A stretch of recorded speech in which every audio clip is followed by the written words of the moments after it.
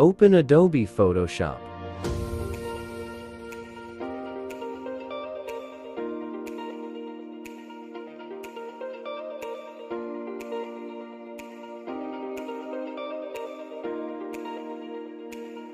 Now press Ctrl+O. Now select the image.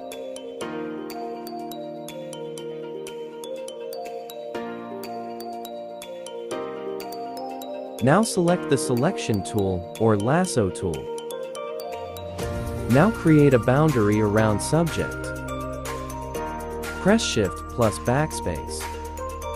Select Content Aware, Mode, Normal, Opacity, 100%. Press OK.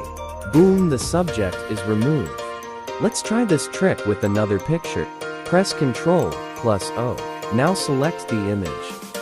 Now select the selection tool or lasso tool. Now create a boundary around subject.